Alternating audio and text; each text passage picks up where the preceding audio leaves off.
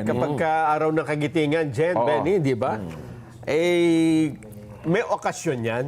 At sigurado, kadalasan, pinangungunahan niya ng Pangulo ng Pilipinas. Yan! Marami naghahanap kahapon sa Pangulo. At ngayon, yun na, may public appearance sa Pangulong Bongbong. Siya ba ang nanguna sa Siya pagdiriwang? mismo, yan o. Siya ba yan? Siya yan. Baka naman kamukha lang. Mahirap kopyahin ang mukha ng Pangulo. O, di ba? Baka may ano ba yan? Parang barong ni Kuya Benny, ng long sleeve lang ang Pangulong Bongbong. Oo nga. Kaya doon sa mga nagpapakalat ng fake news, Yan. huwag na huwag niyong gagawin yan. Sa halip na makuha niyo ang simpatya o paniwala ng ating mga kababayan, abay, mawawalan kayo ng kredibilidad dyan. Totoo. Hanggang hindi kumpirmado, huwag niyong Huwag yung patulan niya. patulan. Meron ba na yan, counting boses, yung speech na yan? Pakikinggan natin. Oo, Kasi siyempre. Baka ibang yan. boses. Baka AI. Yeah. Mahalaga yung mensahe niya sa araw ng kagitingan. Yung mensahe. 84th, 84th year, no? 84 na araw ng kagitingan. Tama ba? Ayun, tama nga po. Si Aber, pakinggan natin. Ang Pangulong Bongbong Marcos, buhay na buhay. Live na live ang Pangulo. We continue to work closely with the Philippine Veterans Affairs Office to establish veterans hospitals in the Visayas and in Mindanao, making healthcare more accessible to those who have long served our nation. The heroes of Bataan gave their all so that we and the generations that follow may inherit a nation that is free, sovereign, and worthy of their sacrifice. Siya nga, ano? Yan. Siya. Siya Walang talaga. duda. Pero talking about araw ng kagitingan, naway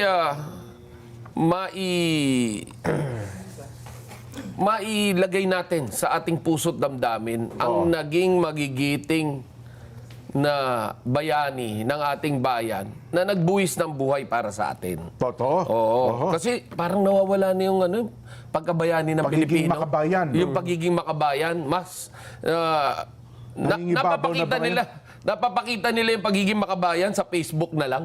Ganon. Oo, tsaka doon sa online na lang.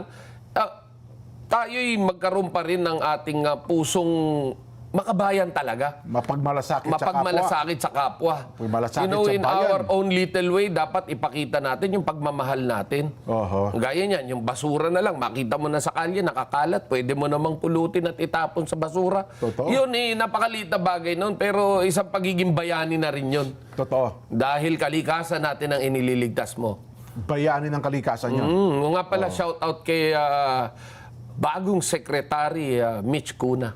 Juan Miguel Cuna ng DENR. Di pa lumalabas, hinahanap-hanap ko pa, hinintay-hintay ko. Hindi pa confirm Sumechepo pa ata. Oo, pag na-confirm na yun. Oo, at, sa lalong madaling panahon. Yan. Ano naman yan bukod sa, hindi naman niya dapat ikahiya ang paglabas sa media dahil bukod sa pogi na, macho pa. At saka matalino yan. Oo. Hindi mo rin basta-basta ang mamaliit yun ng katalinuhan ng Mitch Cuna. Attorney. Yes. Abogado talaga at magaling at matagal na rin siya dyan sa DNR.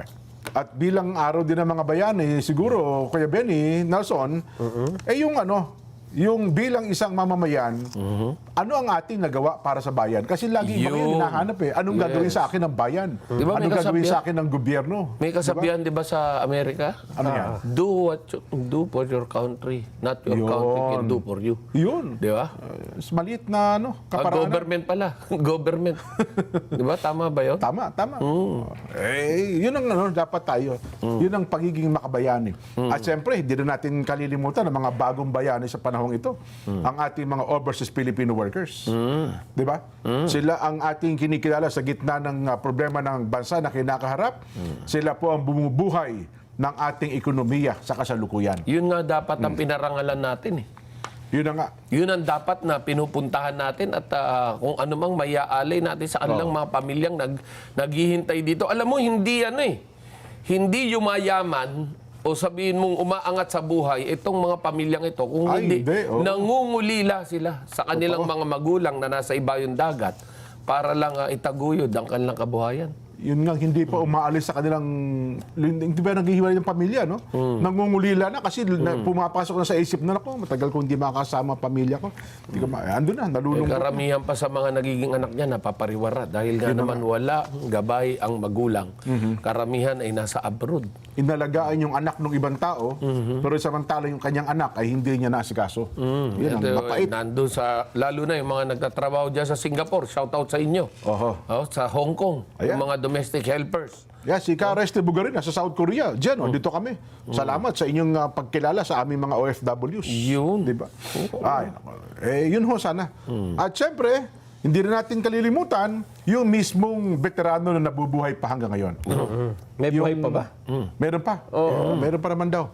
Yung talagang naging bahagi ng Death March. Di ba? Saan nga ba yung Kapas Tarlac hanggang Bataan? Di ba? Yes. Tama. Ayun, buhay pa. Si Lolo, yan, buhay pa rin. Sabi ko sa iyo. Sinong buhay pa? Yung presidente? Hindi, yung matanda. Well, malakas eh. Oh. Malakas na. Malakas pa yung matanda. Oo nga, si Lolo. Si Lolong, malakas Yan. pa. Yan ang sinabi ng Pangulo. Yan. Magtatayo ng mga veterans clinic. Ayan. Para mapangalagaan ng kalusugan itong mga veterano. Yan Baka yung ating Veterans Hospital dito, gumagana pa ba yan dito? Yung malapit sa may North Avenue? Oo. Meron pa nga Veterans Bank, andyan sa tabi natin. Ay, yung bangko ata, okay pa yan. Meron pang branch sa atin Yung mga ospital, ilan na lang ata sa kanila kasi bawat buwan ay nababawasan ng bilang ng mga veterano natin. Hindi naman sila dumadami di ba? Pero, yun na nga. Sana hindi sila naaalala tuwing Araw April lang 9 ng lang. kagitingan. Oo.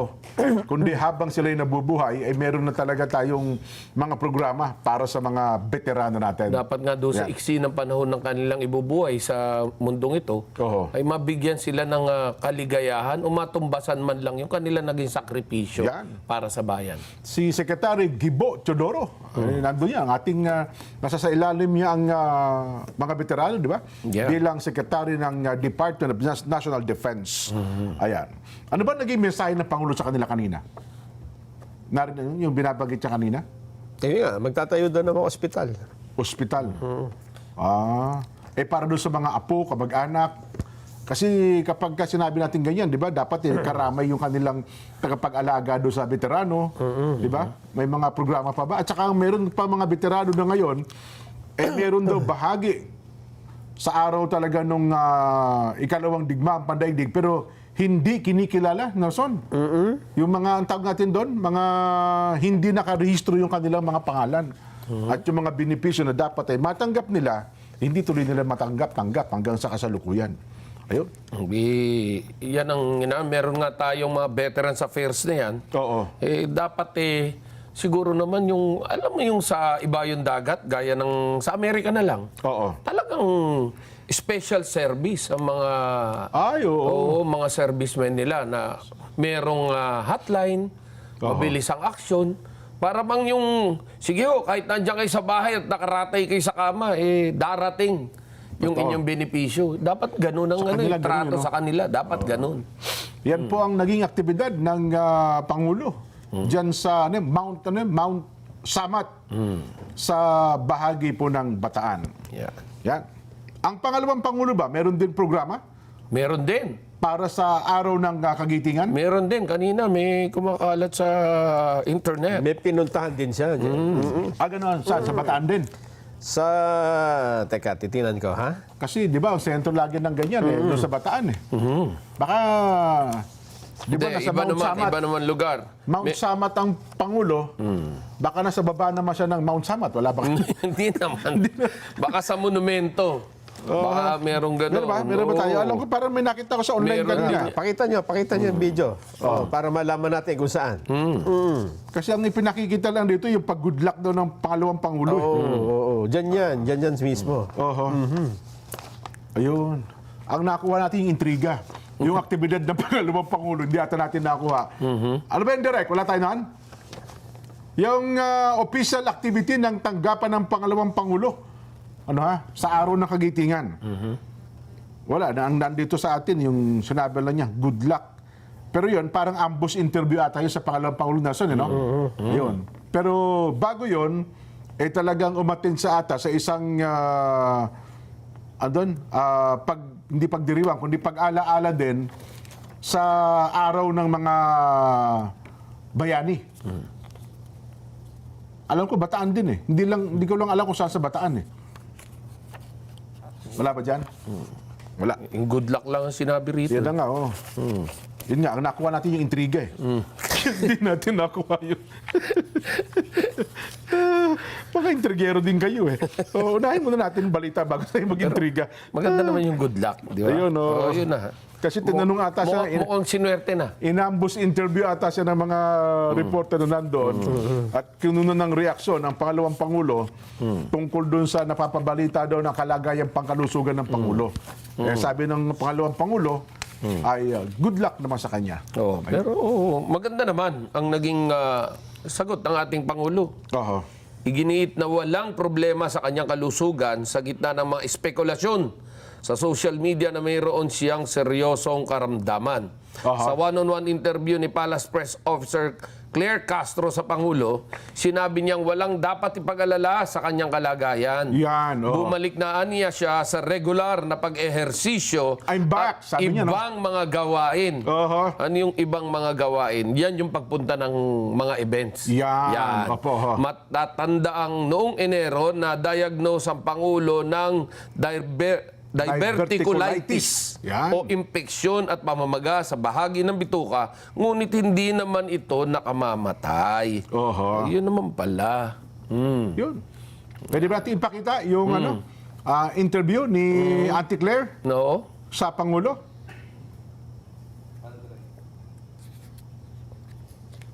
Wala. Napagod yata si Ayun. Ate Claire. Ipe-play. Sige. Sige, play Ayan. natin. Play. Auntie Claire. Ate Claire. Ayan.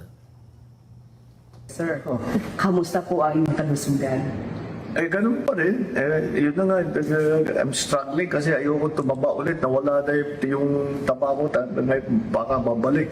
So that's what I'm taking care of. But I want to magpapasalamat naman ako sa mga nag-aalala sa akin. Huwag niyo pong masyadong siniseryoso. Alam mo naman ang social media, palabiro yan eh. At wala po tayong problema. I'm back to my regular exercise. I've been back to my regular routine for the last 3 months na ito na patuloy lang aking mga ginagawa. Watching watching my health, making sure that I'm always ready to do the work. So, yung diet nyo, sir, Wala na. regular na, okay na po? Wala nang bawal. Matagal nang wala na. More than 1 month na ako walang bawal. Actually, wala naman talagang bawal. Marami lang suggestion na iwasan ko itong ganito, iwasan mo yung masyadong mantikain. Pero wala na yun. Hindi ko na masyadong iniisip na yun. Yeah. Ayun. Oh. No problem. I'm back. Wala na pong problema. At dahil ba dyan, bumaba ang presyo ng krudo? Hindi. Hindi. Iba Akala ko yan problema. na. Akala Ang ko may yan na. problema sa atin, kasi binararatangan nila, ang Pangulo may kanseran niya. Ay, Oo, may cancer, stage 4, ganyan. Ako sa tingin ko, may cancer yung lipunan. Di ba? Mukhang hindi lang po stage 4 ang cancer ng bayan natin ngayon. Mukhang dying na talaga. Mukhang kung hindi kayang... Comatose na. Hindi ko alam kung paano natin isusurvive ito. Di ba? Yun po yata ang kinakailangan gamutin. Ang malalang sakit ng sambayan ng Pilipino. Ayan. Kung ang Pangulo ang pag-uusapan ng kanyang kalusugan, wala na pong bawal na pagkain. Ang gusto lang ng Pangulo ay mapanatili ang kanyang kalusugan. Yung kung mapapanatili nyo, gaya na rin sabi niya, bawal yung masyadong mamantika. Kahit na may sakit ka o wala, talaga naman bawal masyadong mamantika. Batas ang iyong cholesterol. Tataas yung cholesterol mo. Okay. Ayan. Oo. Pero ako naman dito, Nelson at Kuya Benny, dahil sa nangyaring ito sa laging ang Pangulo hinahanap, ito hindi ba maalala mo, nung ang Pangulong Duterte, ganyan din eh. Di ba? Sino ba dati ang lagi naghahanap sa Pangulo, si Trillanes eh. Hindi, tsaka si Risa Hontiveros. Ayun, Dalawa sila. Ako naman, kung ganyan siguro, baka sana wag na ikasama ng loob ng Pangulong Bongbong kung lagi naman ganyan. Kasi sa mga naunang Pangulo, Si si Pangulong Gloria Macapagal Arroyo dati, di ba? Ganyan din. O si dating Pangulong Ninoy Aquino. Di ba? Noynoy. Ganyan din. Kahit sinong maupong Pangulo. Hahanapin talaga. Si Pangulong Digong nga noon, parang mga isang buwan atang wala eh. Kamukat-mukat mo, biglang lumabas ang picture nila ni Senator Bongo. Katabi ang Pangulo, meron pang hawak na dyaryo eh. Oo, para Diba? ipakita na yung jaryong yon, nung araw na yon kinuha. Yun, at Ganun doon lang kabilis. nakahiga lang daw ang Pangulo, may konting problema. Pangulong Digong tinutukoy, ha? At yun, sabi nga, oy, nakita nyo, Anya, malala ang kalagay, may oxygen tank pa sa gilid eh.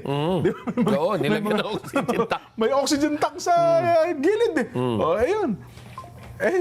Si Pangulong Duterte naman nung time na yon, sabi niya, sa talagay nyo, sa edad kong ito, wala akong sakit.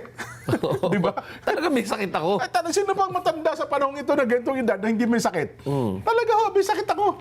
Tsaka ako nga, may sakit niya yung dito ko, yung sa kamumotor. Tsaka yung paninigarilyo. Yun.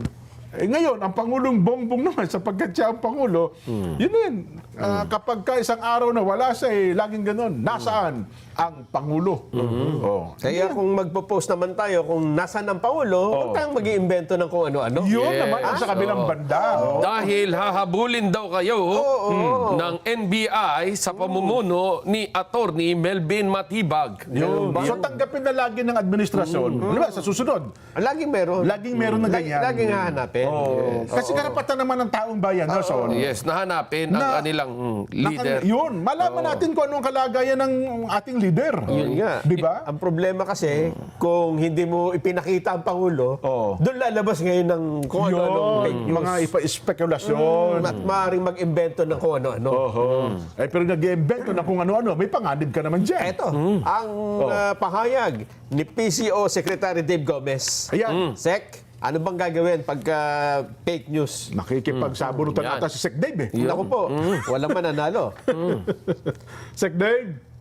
Last Sunday, we issued a stern warning against anyone who would deliberately fabricate and spread fake news over the internet to advance their personal and political interests in this time of energy emergency that they will be held accountable to the full extent of the law.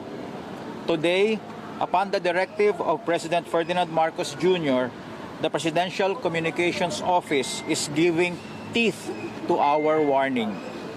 We are initiating the filing of charges against the persons responsible for the Facebook page Malasakit News Pilipinas.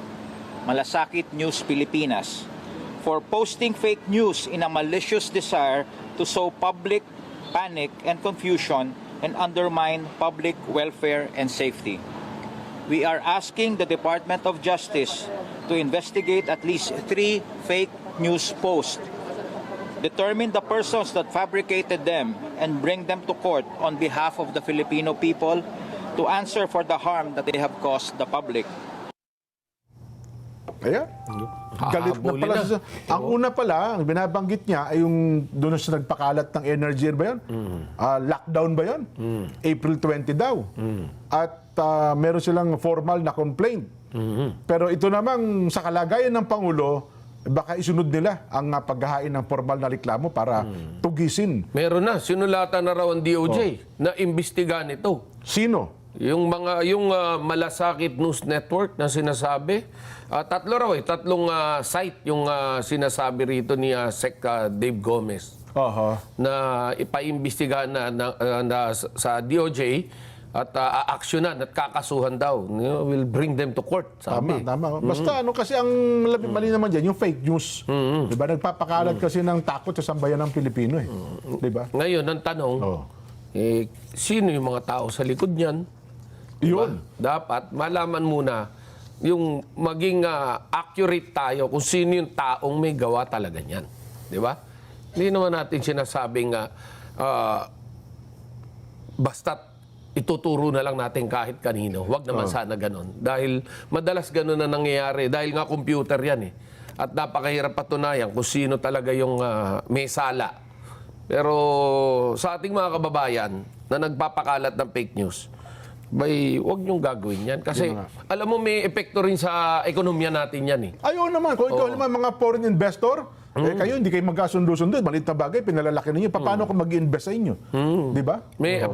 Tsaka ang masasaktan yan, hindi lang naman yung gusto nyong target. Ang talaga masasaktan dyan is yung mga maliliit nating mga kababayan na salat na talaga sa buhay. Hirap na makakain, magkakaroon pa ng problemang ganyan, lalong lulubog ang Pilipinas. Akong stand ko nga dyan. Ako personal ko lang. Sabi ko, kung kayo anti-BBM, huwag nyo kaming idamay ng pangkaraniwang mamamayan. Kung kayo anti-SAR naman, huwag nyo rin kaming idamay. Yes. Diba? Dinadamay nyo sa bayan ng Pilipino. Oo. Kung meron kayong mga disgusto, kayo na lang ang Be factual. Yun. Be factual. Kung ano yung totoo, yun lang ang gawin nyo. Kung ano yung dapat malaman ng taong bayan, ipaalam nyo. Yun. Kapag gano'n na naging aksyon ninyo, abay, lalo pong maniniwala at lalong magkakaroon ng simpatya ang taong bayan sa inyo. Sa nangyayaring yan, minsan ang nasisisi pa yung wala kasalanan. Alam mo, minsan hindi rin gawa ito ng mga kalaban eh. Ganon? Hindi rin ito, sabi mo, gawa ng oposisyon. Hindi eh. Gawa-gawa ito ng taong nasa gitna na naghahanap buhay lang. Ganon. So, sabihin, ano lang to? For Monetary purposes. Monetization lang ba ito? Oo. For the views. For the views. Oo, merong ganyan. Dahil nga naman, siyempre, maraming mag-share, maraming Gagalitin view, ka eh. gagalitin ka. Maraming magko-comment. Di ba? Di sagutan na sagutan. Tuntua yun. Bilangin nyo magkano kinita ng network na yan.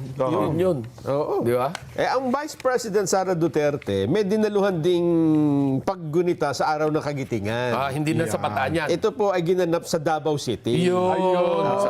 Meron siyang wreath-laying activity doon. Commemoration sa Battle of Bataan. Kasi kahit naman saan ito gawin eh. So, kinocommemorate lang nila. At ang sabi niya doon ay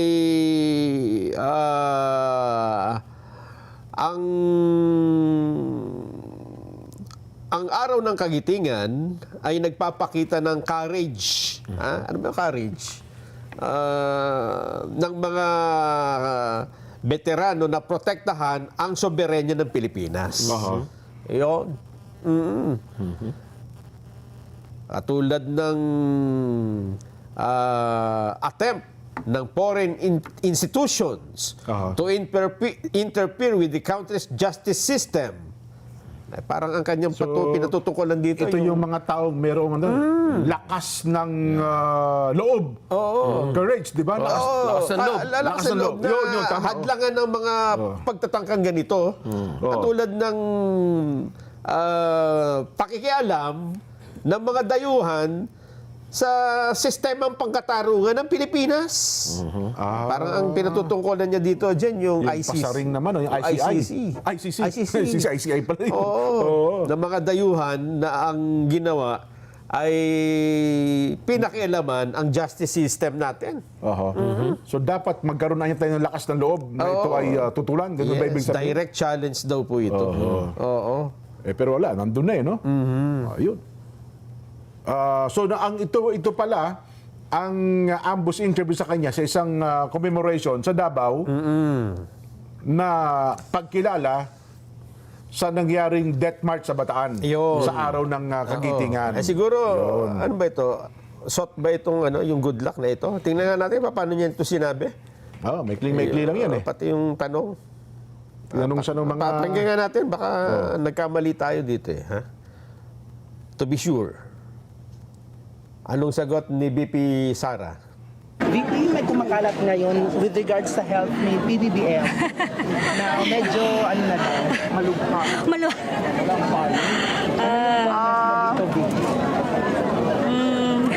Good luck sa kanya. Thank you. Thank you. Yan. Yun lang. Wala nang kanong. Tanong gano'n. Sabi na, ano naman kinala? Hindi naman kami magkasama sa bahay. Di ba? Yan ang gagamitin ni Banat by Mamya. Good luck. Wala namang maisip na ibang tanong. Tungkol sa Pangulo kasi, pangalawang Pangulo siya. Pati yung ginagawa yung intriga, hindi naman confirm. Alam mo, kapag media ka, bago mo itanong, i-confirm mo muna kung totoo. Di ba? Hindi, pinakukonfirm sa tinatanong eh. Oo, siya ang tinatanong. Siya tatanungin nyo, hindi naman doktor yan. Yun na nga. Tsaka Di ba? hindi naman niya kasama. Hindi kasi rin magkasama. Hindi ka nagkikita eh. Oo, Di ba? isipin nyo, assuming na may sakit ang Pangulo, Oo. gagatungan nyo pa, iintrigahin nyo pa lalo nyo pag-aawayin. Di ba? O ako, ano ang masasabi niyo sa araw ng kagitingan sa man lang sana? Wala ba na pa sa kalye, no? Oo. Wala, sanabi ng Pangulo, kawawa din naman ang matatanda, no ha? Ganyan, ganyan, ano?